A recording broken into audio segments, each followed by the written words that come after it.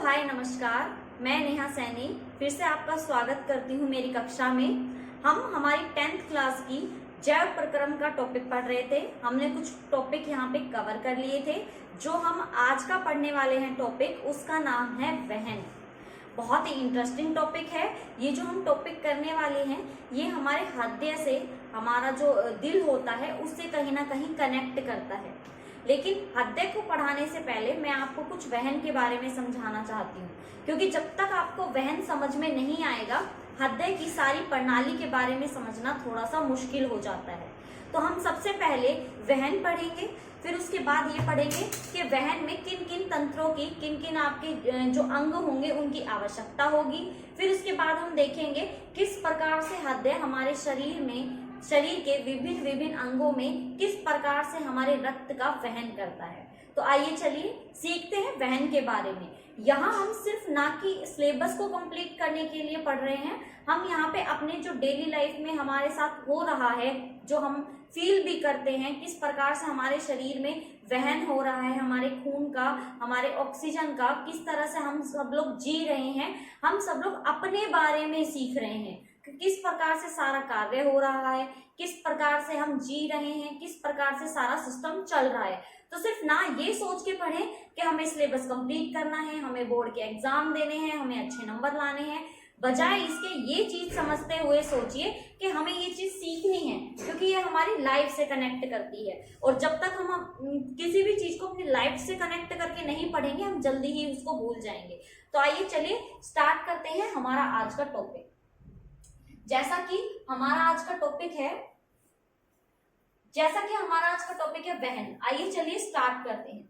तो वहन में हम सब लोग क्या सीख रहे हैं, देखिए, रुधिर, भोजन, ऑक्सीजन तथा वर्ज्य पदार्थों का हमारे शरीर में वहन करता है।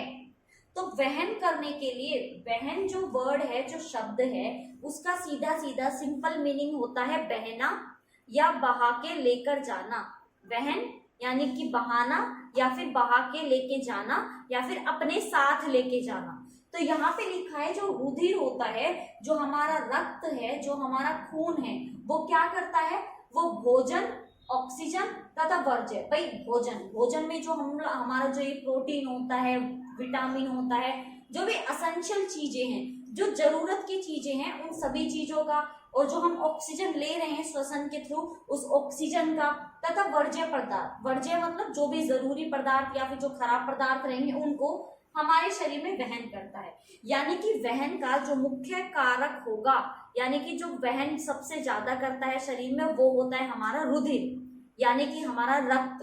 एक एक वर्ड को, एक एक शब्द को बहुत अच्छे से आपको समझाने की कोशिश कर रही हूँ, तो आप भी कोशिश कीजिए एक एक शब्द को पकड़े, ताकि कहीं पे भी कोई समस्या रहे ही ना जाए।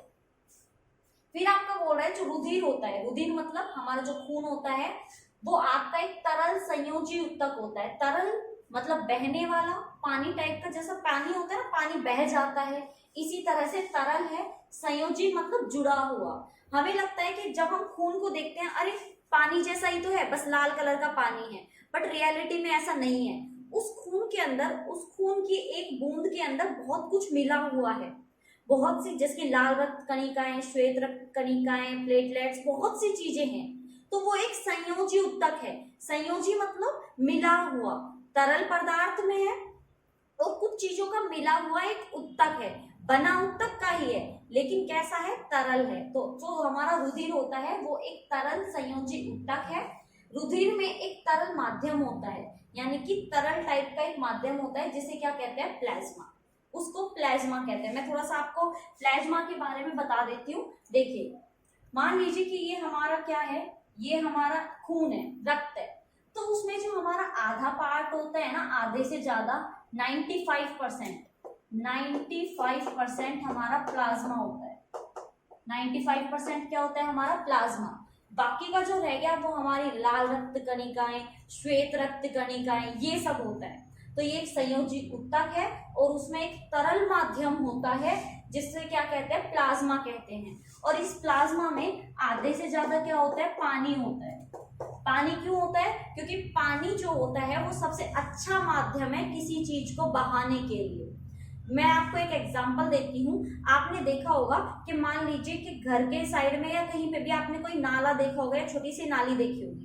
अगर हम उसमें कुछ सूखा सामान फेंक दें, जैसे कि कुछ भी मैंने ऐसा डाल दिया जो सूखा है, जो ठोस है, वो बह नहीं पाएगा उस नाले में। लेकिन अगर उसमें हम पानी डाल दें तो वो सूखे को भी क्या कर ले जाती है, बहा कर ले जाती है। तो जो हमारी लाल रक्त कणिकाएं, श्वेत रक्त कणिकाएं, जिनके बारे में हम आगे भी पढ़ेंगे, तो हमारे जो खून में लाल रक्त कणिकाएं और श्वेत रक्त कणिकाएं होती हैं, वो हमारे ठोस रूप में होती हैं। तो अब वो पूरे शरीर में बह नहीं सकती, इसलिए उसको क्या मिलाया गया, प्लाज्मा मिलाया गया। मतलब मिलाया नहीं गया, भगवान ने पहले से ही ऐसी संरचना करके दी है कि सब कुछ सिस्टमैटिक चल रहा है। तो उस प्लाज्मा में क्या होता है, पानी, जो इन लाल रक्त कणिकाओं को, श्वेत रक्त कणिकाओं को, प्लेटलेट्स को क्या करता है, बहा के लेके चलता है पूरे शरीर में। आई होप इतना तो समझ में आ गया होगा। लाल रक्त कणिकाएं क्या होती हैं, तरल संयोजी ऊतक होती हैं, जिसमें एक तरल माध्यम होता है, और वो तरल माध्यम क्या होता है, प्लाज्मा होता है। और प्लाज्मा में पानी होता है ताकि वो बाकी सारे सामान को क्या करके ले जाए, बहा के ले जाए। चलिए अब नेक्स्ट देखते हैं। प्लाज्मा भोजन, कार्बन डाइऑक्साइड तथा नाइट्रोजनी वर्ज्य पदार्थों का वहन करती है। जितना भी आप ये सिस्टम देख रहे हैं ना, इन सब का जो वहन करती है वो कौन करती है, प्लाज्मा। यानी कि प्लाज्मा, जिसमें पानी भी होता है, अपने साथ सबको जोड़ लेती है। किस किस को, ऑक्सीजन को भी, कार्बन डाइऑक्साइड को भी, भोजन को भी, नाइट्रोजन को भी, सबको आपस में जोड़ लेती है और उनका क्या करती है, वहन करती है। उनको अपने साथ साथ साथ साथ बहा के ले जाती है। देन उसके बाद रुधिर को लाल रुधिर कोशिकाएं ले जाती हैं। जो रुधिर होता है उनको लाल रुधिर कोशिकाएं ले जाती हैं। लवण का वहन भी रुधिर करता है। लवण जो है हमारे शरीर में, जो हमारा मूत्र होता है, उसका वहन भी कौन करती है, हमारी रुधिर ही करती है। अब नेक्स्ट देखते हैं, मानव में वहन तंत्र। मानव में वहन तंत्र के घटक कौन से हैं, ये मेरा क्वेश्चन है। इन घटकों के क्या कार्य हैं। अब हमने ये तो पढ़ लिया कि रुधिर जो होता है, जो हमारे रक्त का सारा सिस्टम होता है, वो किस तरह से होता है। रक्त जो होता है हमारा प्लाज्मा होता है, उसमें प्लाज्मा में ज्यादा से ज्यादा तरल पदार्थ होता है जो सब कुछ बहा के ले जाता है। फिर हम देखेंगे कि हमारा जो मानव में वहन तंत्र होता है, उसके घटक कौन कौन से हैं और ये घटक किस प्रकार से कार्य करते हैं। बहुत ही इंपॉर्टेंट टॉपिक है, इसको अच्छे से करना। ये क्वेश्चन है हमारा एक, जो हमारे बोर्ड के एग्जाम में मोस्टली पूछ लिया जाता है। तो इसको मैं जितने भी आपको क्वेश्चन करा रही हूँ वो टॉपिक वाइज बहुत अच्छे से करा रही हूँ, और वो करा रही हूँ जो बोर्ड के एग्जाम में मोस्टली पूछ लिए जाते हैं। तो एक एक टॉपिक को बहुत अच्छे से समझने की कोशिश कीजिए। अब देखिए, हमारे जो मानव में वहन तंत्र है ना, जो वहन का कार्य कर रहे हैं, वो अंग जो बहाने का कार्य कर रहे हैं, जो एक जगह से दूसरी जगह पे सारे सामान को लेके जा रहा है, जैसे रुधिर हो गया, ऑक्सीजन हो गया, नाइट्रोजन हो गया, इन सबको जो बहाने का काम कर रहा है ना हमारा, वो कौन कौन से तंत्र है वो देखना है हमें। तो देखिए, सबसे पहला कौन सा है, हमारा हृदय, हमारा दिल। फिर उसके बाद है हमारा रक्त। अगला है हमारा रक्त वाहिकाएं। रक्त वाहिकाओं के कुछ भाग हैं, जिसके धमनियां, शिराएं, रक्त कोशिकाएं और लसिका। इन सब ये तो हो गए हमारे वहन तंत्र, यानी कि वो अंग जो हमारे शरीर में वहन का कार्य करेंगे। अब जो हम पढ़ेंगे वो पढ़ेंगे इनके सभी के कार्य। इन सभी के कार्य हम अलग अलग प्रकार से पढ़ेंगे, अलग अलग करके पढ़ेंगे, ताकि अच्छे से समझ में आ जाए। चलिए स्टार्ट करते हैं। सबसे पहले है हमारा हृदय। हृदय आपने देखा है बहुत तेजी से धड़कता है, एक मिनट में 72 बार धड़क जाता है एक सामान्य व्यक्ति का जो हृदय होता है। तो ये हृदय जो है वो किस प्रकार से वहन का कार्य करता है वो हमें यहाँ पे समझना है। तो देखिए, हृदय रक्त को पंप करने वाला मुख्य अंग है। शरीर में अगर खून की कमी हो जाए तो इंसान शायद ही जी पाएगा। तो उस रक्त को पूरे शरीर में जो बहाने का काम होता है, इधर से उधर पंप करने का जो काम होता है, वो हमारे हृदय ने संभाला हुआ है। तो हमारा जो हृदय होता है वो पंप का मुख्य अंग है। यह रक्त को सभी अंगों तक पंप करता है, बहुत तेजी से काम करता है। एक मिनट में 72 बार काम करना, 72 बार धड़कना हम सोच भी नहीं सकते। यानी कि इतनी तेजी तेजी से काम करता है और पूरे शरीर में क्या करता है, पंप कर देता है। जैसे हम लोग मोटर से और ऊपर टंकी तक पाइप लगाते हैं ना, वो पंप कर देती है हमारे पानी को। इसी तरह से छोटी छोटी नलिकाएं हैं हमारे हृदय में, जो बाकी के अंगों से, हमारे शरीर के बाकी के अंगों से जुड़ी हुई है, जो फटाफट क्या करती है, खून को, रक्त को सभी अंगों तक पहुंचा देती है। अब नेक्स्ट करें, देखिए नेक्स्ट है आपका रक्त। यह तरल संयोजी ऊतक है जो विभिन्न पदार्थों को विभिन्न भागों में ले जाता है। सबसे पहली बात तो ये एक तरल संयोजी ऊतक है। तरल संयोजी ऊतक मैं बता चुकी हूँ। तरल संयोजी ऊतक का मतलब है तरल मतलब बहने वाला, संयोजी मतलब जिसमें बहुत सारी चीजें जुड़ी हुई हैं, ऊतक मतलब जो ऊतकों का बना हुआ है। अब ये जो तरल संयोजी ऊतक है, ये विभिन्न अंगों तक विभिन्न पदार्थ लेके जाता है। अब ये विभिन्न पदार्थ कौन से हैं? तो ये विभिन्न पदार्थ होते हैं आपका भोजन, जो आपने भोजन से जो भी विटामिन, प्रोटीन, मिनरल्स जो भी लिए हैं, ग्लूकोज, तो जो भी लिया है वो भोजन, और आपका ऑक्सीजन और अन्य जितने भी आपके जरूरत की जो चीजें होंगी, जो आपके शरीर के पूरे भाग को चाहिए, सारे अंगों को चाहिए। तो रक्त क्या करता है, आप देखिए कहीं पे भी काट के देखिए आपके रक्त निकलेगा। तो रक्त क्यों जा रहा है यहाँ पे?